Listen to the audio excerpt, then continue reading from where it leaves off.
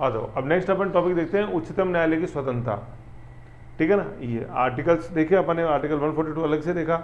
उसके बाद अब एक छोटा टॉपिक है उच्चतम न्यायालय की स्वतंत्रता, कि ये मेंस का टॉपिक है वैसे तो इसमें चीज़ें वही आएंगी जो अपन सारी पढ़ चुके हैं, इसमें कुछ भी नया नहीं है। ठीक है, आर्टिकल्स के हिसाब से अपन ने सारा देखा है, और उसको एक बार वैसे ये एक जगह कंपाइल्ड है, तो वैसे अपन को देखना है। भारतीय लोकतंत्र राष्ट्रपति में उच्चतम न्यायालय को बहुत महत्वपूर्ण भूमिका प्रदान की गई है। सर्वोच्च न्यायालय नागरिकों के मूल अधिकारों का गारंटर और संविधान का अभिभावक है। देखो दो चीज़ें यहाँ पे, एक नागरिकों की बात कर रहा है और एक संविधान की बात कर रहा है। संविधान का अभिभावक मतलब उसका गार्जियन है, और नागरिकों के मूल अधिकार का गारंटर है। इस तरह इसे प्रदत्त कार्य करने के लिए प्रभावी स्वतंत्रता और अधिकार काफ़ी अहम है। यह अतिक्रमण, दबाव और हस्तक्षेप कार्यकारिणी, मंत्रिपरिषद, संसद से स्वतंत्र होना चाहिए, बिना डर पक्षपात के न्याय करे।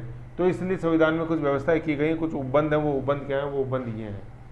तो सबसे पहला उपबंध अपन देखते हैं नियुक्ति का तरीका, है ना। ये वो है कि वो प्रोविजंस है जिसके कारण सुप्रीम कोर्ट बिल्कुल एक इम्पार्शियल तरीके से काम कर पाता है। सबसे पहला नियुक्ति का तरीका, तो नियुक्ति कौन करता है? राष्ट्रपति करता है, हालांकि कैबिनेट की सिफारिश पे करता है, ठीक है ना, और कॉलेजियम की सिफारिश पे करता है। ये न्यायिक सदस्य मतलब अर्थात कॉलेजियम जो होता है ना, मैंने बताया था कॉलेजियम में अपन ने जब नियुक्ति आर्टिकल 124 देखा था, तो आज क्या व्यवस्था है कि एक मतलब CJI की सिफारिश और 4 वरिष्ठतम न्यायाधीश है, जो अपन ने देखा था थर्ड जजेस केस, उसके तहत, है ना, 1998 का थर्ड जजेस केस। तो ये कॉलेजियम व्यवस्था के तहत इसकी नियुक्ति होती है। कहने का मतलब सरकार का इसके अंदर कोई से नहीं होता, मंत्रिपरिषद का कोई से नहीं है, राष्ट्रपति और फिर कॉलेजियम जैसा सिफारिश करता है वैसे।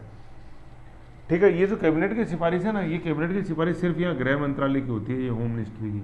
क्या होता है, कॉलेजियम ने नाम भेजा सरकार को, फिर सरकार होम मिनिस्ट्री के माध्यम से उनकी जांच करवाती है नामों की, कि उनके ऊपर कोई चार्जेस तो नहीं है, कोई कि भूतकाल में उन्होंने कोई देश की अखंडता, कहीं सिक्योरिटी कहीं खतरे में पड़ सकती है अगर ये जज बने, तो वो बस वो होम मिनिस्ट्री जांच करती है। फिर होम मिनिस्ट्री क्लियरेंस आने के बाद फिर राष्ट्रपति वो नाम डिक्लेयर कर देते हैं, ऐसे। ठीक है, तो नियुक्ति राष्ट्रपति करता है कॉलेजियम की सिफारिश पर, तो ये पक्षपात रहित है। ठीक, सेकंड है कार्यकाल की सुरक्षा। कार्यकाल की सुरक्षा क्या, कि राष्ट्रपति नियुक्त तो करता है लेकिन राष्ट्रपति हटा नहीं सकता। हटाती कौन है? संसद हटाती है।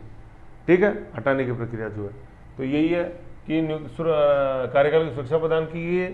संविधान में उल्लिखित प्रावधानों के जरिए सिर्फ ये राष्ट्रपति का, मतलब लास्ट डिसीजन तो राष्ट्रपति देता है, लेकिन ये पूरी प्रक्रिया कहाँ चलती है? पूरी संसद में चलती है। ठीक है, तो ये संविधान का मतलब ये है। फिर देखो क्या है, इसका तात्पर्य है कि यद्यपि उसकी नियुक्ति राष्ट्रपति द्वारा होती है, लेकिन उसका कार्यकाल उसकी दया पर निर्भर नहीं है। ठीक है, ऐसा नहीं कि राष्ट्रपति जब तक चाहे तब तक ही वो काम करे। ठीक है, तो इससे यह भी स्पष्ट होता है कि अब तक उच्चतम न्यायालय किसी न्यायाधीश को हटाया नहीं गया। कहने का मतलब है कि हटाने की जो प्रक्रिया है वो अपन ने देखी। भाई यहाँ पे जो राष्ट्रपति लिखा हुआ ना कि हटाएगा राष्ट्रपति, वो यूँ है कि संसद जब डिसाइड कर लेगी पूरा, उसके बाद हटाएगा कौन? राष्ट्रपति, लास्ट डिसीजन। लेकिन जो पूरी प्रक्रिया है हटाने की, ठीक है, वो संसद के थ्रू है। तो वो मैंने सारी आपको बताई रखी है कि लोकसभा या राज्यसभा किसी के अंदर भी आ सकता है प्रस्ताव। लोकसभा में आ रहा है तो 100 सदस्यों से सपोर्टिंग, और राज्यसभा में तो 50। फिर जिसमें भी आया फिर पीठासीन अधिकारी के पास जाएगा, फिर एक 3 सदस्य समिति बनती है। ठीक है, उसमें CJI होता है, सुप्रीम कोर्ट का जज, चीफ जस्टिस या अदर जज, हाई कोर्ट के चीफ जस्टिस, और एक वेल नोन क्या कानून का ज्ञाता। किसकी नज़र में? वो कानून का ज्ञाता किसकी नज़र में? इस पीठासीन अधिकारी की नज़र में, सभापति या स्पीकर की नज़र में, राष्ट्रपति की नज़र में नहीं, ऐसे। फिर वो समिति डिसाइड कर लेती है, फिर समिति डिसाइड कर लेती है, चार्जेस पाए जाते हैं, तो फिर वो सदन में स्पेशल मेजोरिटी से पास होता है। स्पेशल मेजोरिटी का मतलब क्या? टोटल का तो बहुमत मतलब 50% + 1 और प्रेजेंट इन वोटिंग का 2/3, उसे वो पास होना चाहिए। पास हो जाता है, फिर वो दूसरा हाउस में जाता है। ठीक है, दूसरा हाउस में जाने के बाद वो सेम प्रक्रिया, ये वोटिंग से वो पास होना चाहिए। दूसरा हाउस के अंदर ही समिति गठित नहीं होती है, समिति तो एक बार होगी, दूसरा हाउस में केवल वोटिंग होगी। जैसे राज्यसभा से लोकसभा में आया तो राज्यसभा में सिर्फ वोटिंग होगी, समिति गठित नहीं होगी। फिर उसी सत्र में फिर राष्ट्रपति डिसीजन दे देते हैं कि यहाँ पे अब इनको हटाया जाता है। लेकिन ये प्रक्रिया इतनी जटिल है कि आज तक अभी तक किसी सर्वोच्च न्यायालय किसी भी न्यायाधीश को हटाया नहीं गया। महाभियोग शब्द का प्रयोग नहीं करते हैं, महाभियोग शब्द का प्रयोग संविधान में केवल राष्ट्रपति के लिए किया हुआ। ठीक है, तो हटाने की प्रक्रिया जो है, कार्यकाल की सुरक्षा प्रदान की गई है, सिक्योरिटी ऑफ टेन्योर। तीसरा जो है निश्चित सेवा शर्तें। उच्चतम न्यायालय के न्यायाधीश के वेतन, भत्ते, अवकाश, विशेषाधिकार, पेंशन का निर्धारण समय समय पर संसद द्वारा किया जाता है, राष्ट्रपति द्वारा नहीं। इसके लिए मतलब इन्हें इसके प्रतिकूल ढंग से निर्मित नहीं किया जा सकता, सिवाय वित्तीय आपातकाल अनुच्छेद 360 के दौरान। इस तरह उनसे प्राप्त सुविधाएं पूरे कार्यकाल तक रहती हैं। ठीक है ना, ये है। फिर जो भी इनको वेतन पेंशन वगैरह मिलती है सारी भारत की संसद निधि से मिलती हैं, कॉन्स्टिट्यूट फंड ऑफ इंडिया, ठीक है, आर्टिकल 266 में पढ़ते हैं अपने कॉन्स्टिट्यूट फंड। तो इस पर संसद में वोटिंग नहीं हो सकती, इसका मतलब ये होता है। न्यायाधीशों के आचरण पर बहस नहीं हो सकती, ये सारे आर्टिकल्स अपन ने देखे हुए हैं। सेवानिवृत्ति के पश्चात वकालत नहीं कर सकते, देखा ही अपन ने, आर्टिकल नंबर 147 नहीं, एक बार देखना आप इसका आर्टिकल ने कौन सा है, ठीक है। तो क्या लिखा हुआ, सेवानिवृत्त न्यायालय के सेवानिवृत्त न्यायाधीश को भारत में कहीं भी किसी न्यायालय या प्राधिकरण में कार्य करने की स्वतंत्रता नहीं है। वैसे सुनिश्चित करने का क्या है कि वह निर्णय देते समय भविष्य का ध्यान न रखे, ठीक है ना। सुप्रीम कोर्ट में काम करते करते ये नहीं सोचेगा यार मैं आफ्टर रिटायरमेंट क्या करूँगा, ये इसीलिए प्रोविजन रखा गया। फिर अपनी अवमानना पर दंड देने की शक्ति, आर्टिकल 129 जो अपन ने पढ़ा, कोर्ट ऑफ रिकॉर्ड, वही इसके अंदर है। तो मैं ये बता रहा हूँ कि ये सारे आर्टिकल में रूप में अपन ने पढ़ रखे हैं, कोई नया नहीं है। फिर अपना स्टाफ नियुक्त करने की स्वतंत्रता तो अनुच्छेद 146 में देखा था अपन ने। फिर इसके न्याय क्षेत्र में कटौती नहीं की जा सकती है, ठीक है ना। अगर करते हैं मतलब संसद में वृद्धि कर सकती है, कटौती नहीं कर सकती है। तो वृद्धि भी जैसे होती है तो वो भी स्पेशल मेजोरिटी जाती है, 50% डिस्ट्रिक्टों से वो यस होकर आती है। कार्यपालिका से पृथक है ना, किसी प्रकार का कार्यपालिका इंटरफेरेंस नहीं किया। संविधान निर्देश देता है कि राज्य लोक सेवकों की क्रियान्वयन के मसले पर कार्यपालिका को न्यायपालिका से अलग करे। इसका मतलब है कि कार्यकारिणी को न्यायिक शक्तियों को रखने का अधिकार नहीं है। कार्यकारिणी मतलब एग्जीक्यूटिव जो है ना, एग्जीक्यूटिव में यह मतलब है ब्यूरोक्रेसी से, ब्यूरोक्रेसी को न्यायिक शक्तियाँ नहीं प्राप्त है, जुडिशियल पावर्स, ठीक है ना। वो रेवेन्यू पावर, सिविल पावर्स प्राप्त है केवल, ऐसे है, ठीक है। ये तो ऐसे करके ये जितने भी अपन ने प्रोविजंस देखे, ये प्रोविजन सारे हैं क्या कि किस तरह से उच्चतम न्यायालय की स्वतंत्रता कॉन्स्टिट्यूशन गारंटी करता है। मेंस के अंदर क्वेश्चन आता है कि वो प्रोविजंस लिखो जो इस प्रूव करते हैं कि सर्वोच्च न्यायालय एक स्वतंत्र संस्था के रूप में काम कर सकता है भारत में। तो देखो इसमें एक सीक्वेंस है, मैं आपको बताऊं सीक्वेंस क्या है। देखो सबसे पहले नियुक्ति होगी, नियुक्ति के बाद उससे कार्यकाल कि भाई नियुक्ति कर, अब मैं कब तक काम करूंगा, तो कार्यकाल की दे दी। फिर मुझे क्या क्या काम करना है, उनकी सेवा शर्तें वो आ गई। फिर मैं काम करूंगा, उसके बदले जो वेतन मिलेगा उसके बारे में मेरे पास सिक्योरिटी है भाई कॉन्स्टिट्यूट फंड ऑफ इंडिया से। फिर जो भी मैंने किया उसके ऊपर चर्चा नहीं होगी कहीं पे, ठीक है ना। फिर मैं रिटायर हो गया काम करके, तो आप कहीं जा नहीं सकते।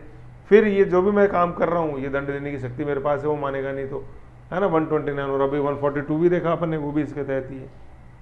अपना स्टाफ नियुक्त कर सकते हैं, ये सारा, ठीक है ना। कटौती नहीं की जैसे न्याय क्षेत्र में, ऐसे करके ये सीक्वेंस से आप जैसे इसको देखोगे तो रटने की जरूरत नहीं पड़ेगी, अपने आप समझ जाओगे। अब देख लो आप खुद ही, जैसे सबसे पहले कार्यकाल, फिर उसकी सेवा शर्तें, फिर उसका वेतन, फिर उसकी सेवानिवृत्ति होगी, फिर जो उसने काम किया वो चैलेंज नहीं होएगा, ऐसे अपने आप आपको पॉइंट ध्यान आ जाएंगे, ओके। ऐसे नेक्स्ट जो टॉपिक देखते हैं अपन, वो इसी से छोटा टॉपिक है, उच्चतम न्यायालय की शक्तियां एवं क्षेत्राधिकार की क्या क्या शक्तियां हैं, जुरिडिक्शन। तो देखो इसके ये इस तरह से अपन जैसे देखते हैं, टोटल तो वैसे 8 है, 9 अपन देख लेते हैं, लेकिन ये सारे अपन ने देखे हुए हैं। ओरिजिनल देखो, मूल क्षेत्राधिकार, ओरिजिनल जुरिडिक्शन। तो इसमें आप याद करो, मैंने बताया था कि सीधे आप मतलब ये ऐसे केसेस होते हैं ओरिजिनल जुरिडिक्शन वाले जो सिर्फ सुप्रीम कोर्ट सुन सकता है और तो कोई सुन ही नहीं सकता, सीधे से मतलब केवल सुनने का सुप्रीम कोर्ट ही। तो इसमें मैंने बताया था कि भारत सरकार एक तरफ और अन्य राज्य एक तरफ, या भारत सरकार या राज्य एक तरफ और अन्य एक से अधिक राज्य एक तरफ, ऐसे वाले ये होता है। रिट जुरिडिक्शन वो 5 तरह की रिट जो मैंने बताया आर्टिकल 32 के तहत। अपीलेट जुरिडिक्शन, हाई कोर्ट के निर्णय चैलेंज होते हैं वहाँ पे। फिर इसी में ही अपन ने पढ़ा था कि आर्टिकल नंबर 136 के तहत S46 SLP, special leave petition, direct आप जाके यहाँ पे अपील कर सकते हो किसी भी कोर्ट के विरुद्ध। एडवाइजरी जुरिडिक्शन आर्टिकल 143 राष्ट्रपति जो देता है। कोर्ट ऑफ रिकॉर्ड्स आर्टिकल 129 है। जुडिशियल रिव्यू आर्टिकल 13 है। रिव्यू ऑफ ऑन डिसीजंस, खुद के निर्णयों को वो पुनर्लोकन करता है। जैसे अपन देखते हैं गोलकनाथ 1967 में जो कहा गया वो केशवानंद भारती में पलटा, फिर थोड़ा बहुत केशवानंद भारती को इंटरप्रेट किया, मिनर्वा मिल्स 1980, तो ये चलता रहता है ऐसे। संवैधान का अर्थविवेचन और ये अन्य शक्तियाँ हैं, इससे कट गया अदर पावर्स। तो यही सारा है। देखो सारी चीज़ें अपने पढ़ रखी, कोई रिवीजन करने की जरूरत नहीं है। मूल क्षेत्राधिकार आर्टिकल नंबर 131 में अपने देखा था, ये सारा आया था। केंद्र व एक या अधिक राज्य एक बीच हो, केंद्र या कोई राज्य, ठीक है, 2 या 2 अधिक राज्यों के बीच। तो इन चीज़ों का आपको समझना है तो पहले देखो आर्टिकल 131 जिस भी वीडियो में उसको एक बार देख लो, समझ लो, तभी ये समझ पाओगे। यहाँ टाइम वेस्ट करने से कोई मतलब नहीं है, ठीक है। रिट जुरिडिक्शन पूरा ढंग से समझा रखा है। आर्टिकल 32 और आर्टिकल 139 में क्या लिखा हुआ है मैंने बताया था। 32 और 139 को मिला देंगे तब वो 226 बन जाता है, हाईकोर्ट जितनी शक्ति पालेगा। लेकिन 139 के तहत संसद दे सकती है, अभी नहीं दिया हुआ, दे सकती है अन्य प्रयोजन के लिए रेट निकालना, ठीक है ना, अन्य उद्देश्यों के लिए भी संसद शक्ति दे सकती है। पूरा डिटेल में पढ़ाया था जब ये आर्टिकल 139 पढ़ा था। एपलेट जुडिक्शन अपन ने देखा ही, आर्टिकल 132, 33, 34 के तहत संवैधानिक मामलों में निर्वाचन का अधिकार है सुप्रीम कोर्ट को। दीवानी मामले में देखा आर्टिकल 132, ठीक है, सिविल कोर्ट्स। आपराधिक में 130 सॉरी उसमें 133 में सिविल था, 132 में तो दोनों लिखे हुए सिविल क्रिमिनल, 133 में केवल सिविल है, 134 में दांडिक है। आप जैसे देखो कि मेरे याद कैसे आया, मैं आपको बताता हूँ। जैसे अपन देखते हैं 132 में तो देखो मैंने यूँ बताया था उस दिन भी याद करते, देखो 131 में तो 1 नंबर का ओरिजिनल, ठीक है, फिर 132 में 2 आ रहा है तो इसमें दोनों ही सिविल और क्रिमिनल। अब देखो 133 में केवल सिविल केसेज हैं, तो याद कैसे, सी तीसरा अल्फाबेट होता है, ABC तीसरा। फिर 134 के अंदर दांडिक है, दांडिक क्रिमिनल, तो जैसे दंड है ये दंड और ये 4 दंड ऐसे।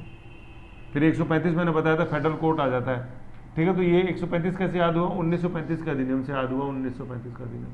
136 SLP याद कैसे हुआ, S46 और SLP स्पेशल लीव पिटीशन, ऐसे याद होंगी चीज़ें। क्लू बनाना पड़ेगा, दोस्ती करनी पड़ेगी, समझ गए। तो ये हो गया SLP, अभी आया आर्टिकल 136 सारा पढ़ा इसमें। एडवाइस जुडिक्शन प्रेसिडेंट 143 देखा है तो पूरा डिटेल में।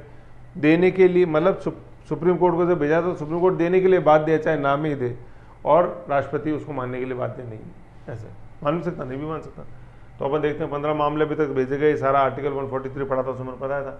कोर्ट ऑफ रिकॉर्ड जब आर्टिकल 129 पढ़ा था तो उसमें है ना, शक्तियाँ कर लेना है, थोड़ा सब हो गया। 2000 रुपये वाली अब नहीं है पावर, मतलब अब तो कितना भी सुन सकता है। जुडिशल रिव्यू आर्टिकल 13 है, अभी अपन जुडिशल एक्टिविज्म पढ़ेंगे, इसके बाद उसमें हो रहेगा। स्वयं के निर्णयों की समीक्षा करना, रिव्यू ऑफ ऑन डिसीजन, ये तो जीवंत बनाता है सुप्रीम कोर्ट को।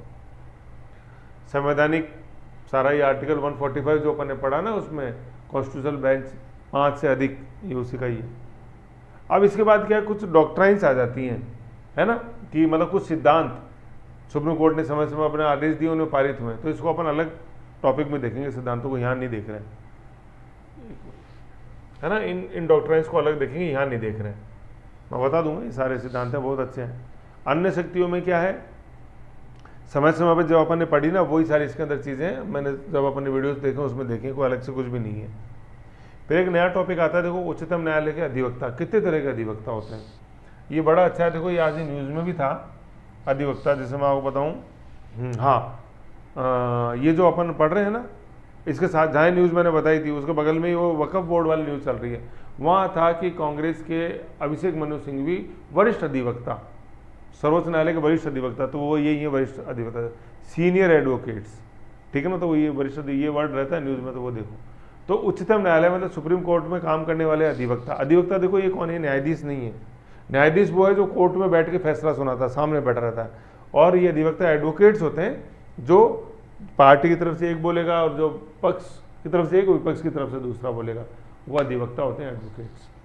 फैसला सुनाते हैं, वो जज होते हैं, न्यायाधीश। तो अधिवक्ताओं की 3 श्रेणियां होती हैं। सबसे पहला वरिष्ठ अधिवक्ता, सीनियर, ये वो अधिवक्ता होते हैं जिन्हें उच्चतम न्यायालय में वरिष्ठ अधिवक्ता की मान्यता देता है। एक लिस्ट होती है सीनियर एडवोकेट्स की, उसमें जिस एडवोकेट का नाम होता है वो सीनियर एडवोकेट है। न्यायालय में ऐसे किसी भी अधिवक्ता जो उसकी नज़र में ख्यात विधिवेता हो, वेल नॉन जूरिस्ट हो, जिन्होंने कानून की अच्छी पढ़ाई करी है, अच्छा एक्सपीरियंस है, कानूनी मामलों में पारंगत हो, संविधान का विशेष ज्ञान रखते हो, तथा बार की सदस्य, बार मतलब जो बार काउंसिल ऑफ इंडिया उसकी सदस्यता हो, LLB करी हो, उसकी सहमति से, मतलब उस खुद की व्यक्ति की सहमति से जो बनना चाह रहा है, वरिष्ठ अधिवक्ता नियुक्त कर सकता है। वरिष्ठ अधिवक्ता अधिवक्ता ऑन रिकॉर्ड के बिना बहस में उपस्थित नहीं हो सकता। ये अधिवक्ता ऑन रिकॉर्ड ही है।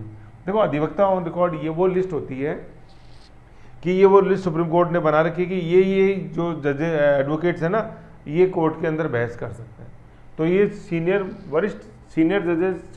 एडवोकेट्स होते हैं, ये अकेले नहीं आ सकते कोर्ट के अंदर।